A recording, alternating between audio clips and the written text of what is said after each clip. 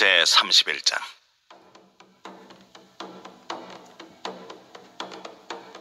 도움을 구하러 애굽으로 내려가는 자들은 화 있을진저. 그들은 말을 의지하며 병거의 많음과 마병의 심히 강함을 의지하고 이스라엘의 거룩하신 이를 앙모하지 아니하며 여호와를 구하지 아니하나니 여호와께서도 지혜로우신즉 재앙을 내리실 것이라. 그의 말씀들을 변하게 하지 아니하시고 일어나사 악행하는 자들의 집을 치시며 행악을 돕는 자들을 치시리니 애굽은 사람이요 신이 아니며 그들의 말들은 육체요 영이 아니라. 여호와께서 그의 손을 펴시면 돕는 자도 넘어지며 도움을 받는 자도 엎드려져서 다 함께 멸망하리라. 여호와께서 이같이 내게 이르시되, 큰 사자나 젊은 사자가 자기의 먹이를 움키고 으르렁거릴 때에 그것을 치려고 여러 목자를 불러 왔다 할지라도 그것이 그들의 소리로 말미암아 놀라지 아니할 것이요 그들의 떠듬으로 말미암아 굴복하지 아니할 것이라. 이와 같이 나 만군의 여호와가 강림하여 시온산과 그 언덕에서 싸울 것이라. 새가 날개치며 그 새끼를 보호함같이 나 만군의 여호와가 예루살렘을 보호할 것이라. 그것을 호위하며 건지며 뛰어넘어 구원하리라. 이스라엘 자손들아, 너희는 심히 거역하던 자에게로 돌아오라. 너희가 자기 손으로 만들어 범죄한 은우상, 그 무상을 그날에는 각 사람이 던져버릴 것이며 아수르는 칼에 엎드러질 것이나 사람의 칼로 말미암음이 아니겠고 칼에 삼켜질 것이나 사람의 칼로 말미암음이 아닐 것이며 그는 칼 앞에서 도망할 것이요 그의 장정들은 복역하는 자가 될 것이라. 그의 반석은 두려움으로 말미암아 물러가겠고 그의 고관들은 기치로 말미암아 놀라리라. 이는 여호와의 말씀이라. 여호와의 불은 시온에 있고 여호와의 풀무는 예루살렘에 있느니라.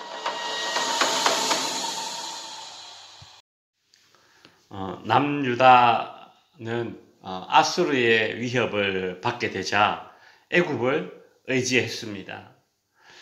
여러분, 애굽이 어떤 나라입니까? 이스라엘을 400년간 그렇게 종으로 부렸던 나라 아닙니까?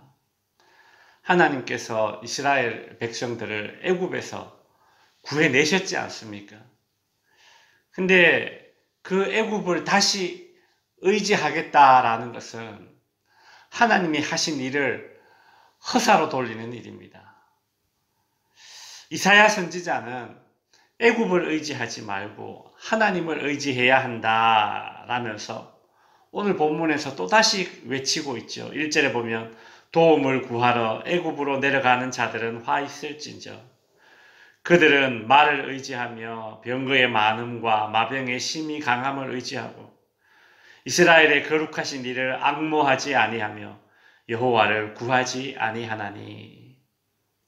애굽의 특산품은 말입니다. 말. 애굽은 좋은 말이 많이 나기 때문에 마병과 병거로 꾸려진 군대가 있습니다. 여러분, 이스라엘 백성들이 출애굽할 때에도 애굽의 바로왕이 이 말과 마병을 끌고 그렇게 이스라엘 백성들을 추격해 왔지 않습니까? 그 두려움의 대상인, 강력함의 대상인 애굽의 마병과 전차들 하나님께서 다 홍해에 다 빠뜨렸지 않습니까? 그죠? 근데 지금 남유다는 하나님을 의지하지 못하고 하나님이 다 홍해에 빠뜨릴 수 있는, 순식간에 아무것도 아닌 것으로 만들 수 있는 그 마병과 병거를 의지하고 있다는 것이죠. 이사야는 애굽이 아니라 하나님을 앙모하라 그렇게 외칩니다. 앙모하라라는 것은 기다려라 라는 의미가 담겨져 있습니다. 하나님을 기다려라. 즉 애굽의 지원군을 기다리지 말고 하나님의 구원을 기다려라, 그 뜻이죠. 그런데 남유다의 이 지도자들의 눈에는 이런 말을 외치는 이사야는 참 미련해 보일 것입니다. 아니 어떻게 눈에 보이는 애굽의 마병과 병거가 더 든든하지, 더 믿음이 가지, 어떻게 눈에 보이지 않는 하나님에게 더 믿음이 간단 말인가. 그러면서 자신들이 지금 외교적인 전략이, 애굽을 가까이 하는 이 외교적 전략이 지혜로운 것이다. 반대로 하나님을 의지하라고 말하는 저 이사야의 외침은 좀 실제적으로 아무 도움이 되지 않는 미련하고 무모하고 어리석은 것이다. 그리 생각했습니다. 여러분, 그래서 이사야 선지자는 2절에서 이렇게 말합니다. 여호와께서도 지혜로우신즉. 하나님도 지혜롭다 이렇게 말하고 있지 않습니까? 남유다 지도자들은 애굽을 의지하는 것이 지혜로운 것이다 그리 생각하고 있지만, 하나님을 의지하는 것은, 이것은 더 지혜롭다. 왜냐하면 하나님이 지혜로운 분이시기 때문이다. 하나님을 의지하지 않는 그런 세상의 지혜들에 하나님은 재앙을 내리시는 분이십니다. 성도 여러분, 애굽을 의지하는 그런 세상의 수단과 수완을 지혜로운 방법으로 여기고, 하나님을 의지하는 믿음을 지혜롭지 못한 것으로 여기는 남유다의 이러한 불신앙적인 생각은 하나님의 지혜를 감히 알지 못하는 피조물들의 한계일 뿐입니다.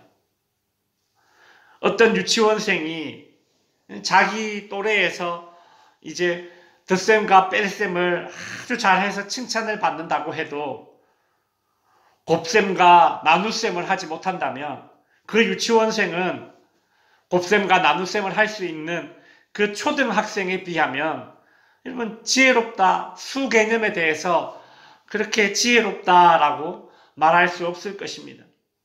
마찬가지로 곱셈과 나눗셈을 잘하는 그런 초등학생이라 할지라도 미분, 적분을 할 수 있는 그 고등학생의 수 개념을 다 이해하지는 못할 것입니다. 아무리 뛰어나도, 아무리 지혜로워도 유치원생의 배움에 한계가 있고 초등학생의 배움에 한계가 있지 고등학생에 비할 수는 없는 것이죠. 근데 어떤 유치원생이 나는 덧셈 뺄셈 잘한다, 선생님한테 칭찬받는다, 지혜롭다 막 그렇게 칭찬을 받으니까 자기가 고등학생보다 더 수학을 잘하는 줄 알고 그래 뻐겨서는 되겠습니까? 아닌 것이죠. 여러분, 남유다 지도자들이 스스로 지혜로운 척 해봤자 하나님 앞에 피조물의 지혜일 뿐입니다. 애굽의 말과 병거가 아무리 강해 보여봤자 하나님 앞에서는 그저 피조물일 뿐입니다. 근데 남유다는 이걸 모르는 거죠. 그러니 오죽 답답했으면 이사야가 3절에서 이런 말을 했겠습니까? 애굽은 사람이요 신이 아니며 그들의 말들은 육체요 영이 아니라. 이게 무슨 소리입니까? 아무리 똑똑해봤자, 아무리 강해봤자 피조물이라 이거예요. 너네들 하나님 앞에서는 다 피조물일 뿐이야. 하나님께서 손을 펴시면 돕는 자도 넘어지며 도움을 받는 자도 엎드러져서 함께 망할 것이다. 지혜롭다고 잘난 척하는 남유다도, 도와줄 수 있다고 강한 척하는 이 큰소리치는 애굽도 하나님 앞에서는 그저 한계가 분명한 피조물일 뿐이라는 그런 이야기를 이사야가 하고 있습니다. 이사야는 애굽을 의지하는 남유다의 마음을 하나님께로 돌이키기 위해서 온갖 애를 다 쓰고 있습니다. 말귀를 못 알아들으니 비유를 들어서라도 이해시키려 합니다. 이사야는 하나님을 사자와 새로 비유하십니다. 여러분, 사자가 먹이를 딱 이렇게 움켜쥐고 있으면 감히 누가 그 사자에게서 먹이를 빼앗을 수 있겠습니까? 이사야는 4절에서 먹이를 딱 움켜쥐고 그리고 지키기 위해서 어르렁거리고 있는 사자처럼 하나님은 이스라엘을 지키기 위해 그렇게 강하고 열심 있는 분으로 묘사하고 있습니다. 5절에서도 새가 날개치며 새끼를 보호함 같이 나 만군의 여호와가 예루살렘을 보호할 것이다 라고 하죠. 창조주 하나님께서 이 정도 열심과 열정으로 남유다를 보호하려 하신다는 그 얘기입니다. 그러니 이사야는 6절에서 이스라엘 자손아 너희는 심히 거역하던 자에게로 돌아오라 그리 말하고 있습니다. 돌아오기만 하면 문제가 해결됩니다. 첫째는 영적인 문제가 해결됩니다. 7절에서 남유다는 자신들이 만들고 그리고 믿고 있던 은우상, 금우상을 던져버릴 것이다. 자신의 손으로 만들었지만 그 우상에게 점령당했던 그 영혼의 자유를 찾게 될 것입니다. 두 번째는 육체적인 안전도 얻게 될 것입니다. 8절에서 아수르는 칼에 엎드러질 것이나 사람의 칼로 말미암음이 아닐 것이며 지금 남유다의 안전을 위협하고 있는 아수르는 사람의 칼이 아니라 하나님의 칼에 의해서 심판을 받게 되고 남유다는 안전해질 것이다. 그 얘기를 하고 있죠. 말씀을 마칩니다. 성도 여러분, 인간적인 수단과 수완을 세상은 지혜라고 말하겠지만 실상은 하나님을 의지하지 못하는 불신앙일 뿐입니다. 먹이를 지키려는 사자보다 새끼를 지키려는 새보다 더 강한 열정과 열심으로 당신의 백성을 지키고자 하시는 그런 하나님을 더 의지하는 성도 여러분들 될 수 있기를 바랍니다. 기도하겠습니다.